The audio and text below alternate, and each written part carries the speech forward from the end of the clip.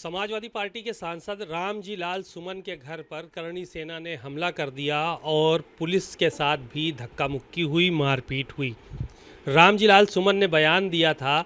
ये बयान राणा सांगा को लेकर था कि जब राणा सांगा ने बाबर की मदद ली थी इब्राहिम लोधी से लड़ने के लिए, तो जो लोग बाबर की औलाद हैं तो कुछ लोग राणा सांगा की भी औलाद हैं। इस तरह की बातें उन्होंने कही थी, जिसके बाद पूरे देश में माहौल गर्म हो गया और उनके घर पे हमला हुआ। स्वामी प्रसाद मौर्य जी से बात कर लेते हैं इस मुद्दे को लेकर। सर, तमाम बातें उन्होंने कही थी सदन में, उसके बाद घर पे हमला हो गया और तोड़फोड़ की पुलिस के सामने करणी सेना के लोगों ने। पहली बात तो इसके पहले भी मैं इस बात को स्पष्ट किया था कि भाजपा सरकार अपनी असफलताओं को छिपाने के लिए लगातार हिंदू मुस्लिम, मस्जिद मंदिर, औरंगजेब आदि का मसला उछालती रहती है, जिससे कि जो मूलभूत समस्याएं हैं, बेरोजगारी, महंगाई, किसान समस्या, महंगी शिक्षा, दलित उत्पीड़न, पिछड़े और अल्पसंख्यक मुसलमानों पर बेतहाशा जुल्म जातीय अत्याचार, आरक्षण को निष्प्रभावी किया जाना, जातवार जनगणना तथा अस्पतालों में दवा का नदारद होना आदि विषयों पर बहस न हो सके, इसलिए इस प्रकार के बेतुके बयानबाजी भाजपा की तरफ से लगातार करते जा रहे हैं। मैं इस मंतव्य का हूं कि 15 अगस्त 1947 के दिन के बाद अब अतीत के इतिहास पर चर्चा करने का कोई औचित्य नहीं रह गया है। ये केवल जनता के आंख में धूल झोंकने के सिवाय और कुछ नहीं है। ये केवल भाजपा अपनी जवाबदेही से बचने के लिए इस प्रकार के फिजूल बयानबाजी करने की आदी हो चुकी है। रही बात सांसद रामजी लाल सुमन पर जो हमला हुआ, वो योगी सरकार के जंगल राज का एक जीता जागता उदाहरण है कि किस तरीके से सत्ता के संरक्षण में गुंडे, माफिया, अपराधी बेखौफ कानून की धज्जियां उड़ा रहे हैं। और हमें जानकारी मिली कि कल आगरा में ही माननीय मुख्यमंत्री जी भी थे और आगरा में ही करणी सेना भी थी। करणी सेना एक जात विशेष के लोगों के एक ऐसी टीम है जो कानून को अपने हाथों में लेकर के मुख्यमंत्री को इस बात की चुनौती दे रही है कि इस प्रदेश की कानून व्यवस्था हमारे तौर तरीके से चलेगी, सरकार के तौर तरीके से नहीं चलेगी। मुख्यमंत्री के सामने कानून की धज्जियां उड़ाना ये मुख्यमंत्री जी के कानून व्यवस्था को चुनौती है। और माननीय मुख्यमंत्री के अंदर इतना साहस नहीं है कि करणी सेना के खिलाफ कार्रवाई कर सकें, क्योंकि मामला जात बिरादरी का आ जाता है।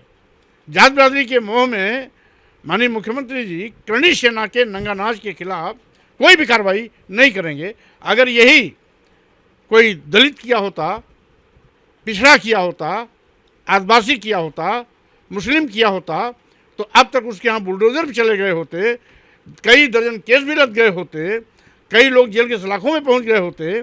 लेकिन करणी सेना के किसी भी तोड़ फोड़ करने वाले कार्यकर्ता के खिलाफ अभी तक कोई कार्रवाई न होना इस बात को साबित करती है कि कहीं न कहीं ये सरकार की मिली भगत है और सरकार के इशारे पर जो कुछ हुआ है वो सरकार के इशारे पर हुआ है। दलित सांसद हैं, कह रहे हैं अखिलेश यादव, इसलिए जो है वो हमला हुआ है। ये बात वो कह रहे हैं। तमाम नेता उनसे मिलने के लिए जा रहे हैं रामजी लाल सुमन से, तो इसमें कहाँ तक सच्चाई है? इसमें कोई दो राय नहीं। अगर रामजी लाल सुमन दलित नहीं होते,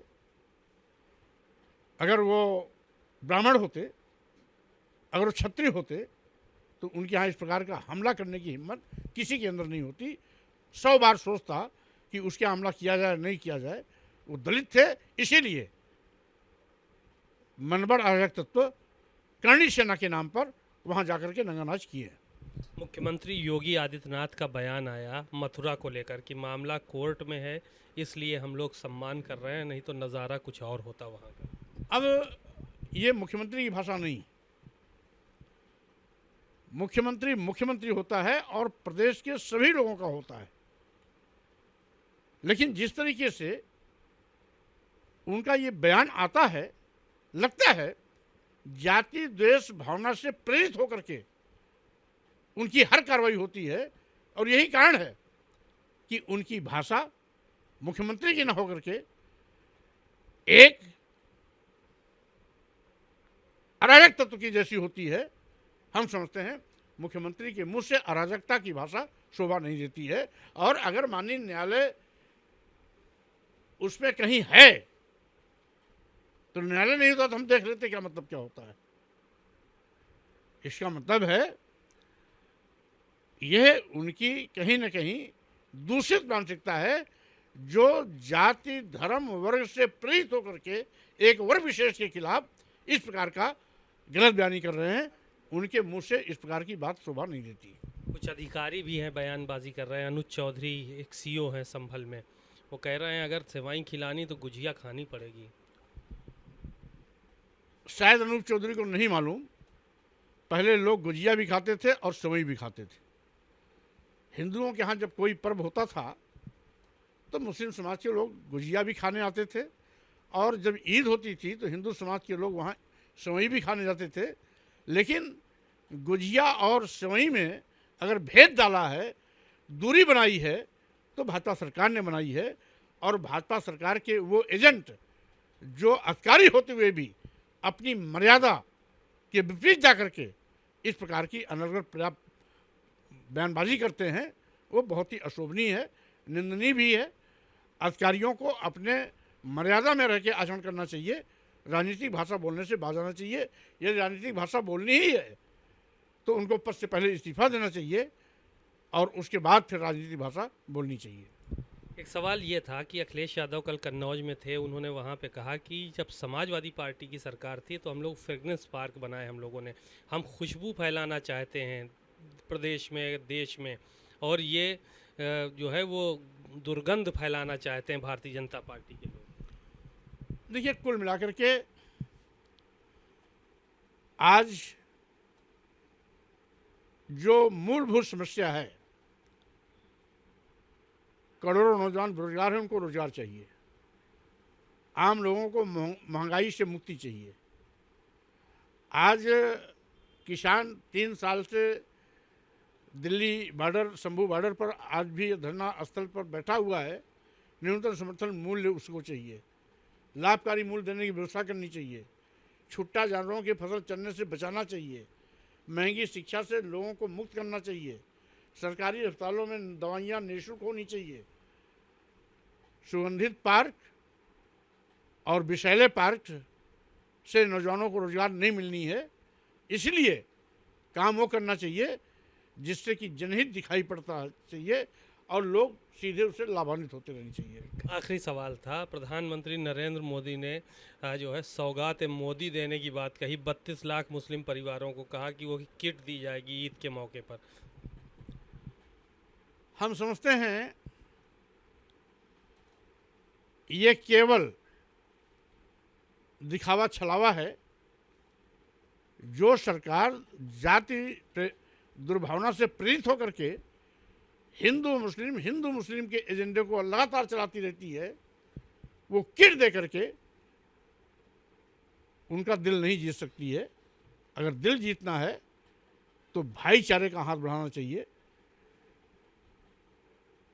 उनको उनके मस्जिदों पर बुलडोजर चलाना, मस्जिद में मंदिर खोजना, हिंदू मुस्लिम के नाम पर समाज को बांटना, संविधान विपरीत आचरण करना, ये सारे लोग देख रहे हैं कि भाजपा और आज कौन कौन सा कुकर्म कर रही है कि संविधान की कसम खाने वाले लोग भी आज संविधान की धज्जियां उड़ा रहे हैं। हम समझते हैं यह न केवल मुस्लिम समाज इसका संज्ञान ले रहा है, बल्कि अन्य सभी धर्मों के लोग भी इसको बड़ी गंभीरता से ले रहे हैं। शुक्रिया। बहुत बहुत आपने स्वामी प्रसाद मौर्य जी को सुना, बहुत सारी उन्होंने बातें कही और भाजपा पर हमला भी बोला। कैमरामैन अरविंद के साथ सीमा आप नकवी, भारत समाचार, लखनऊ।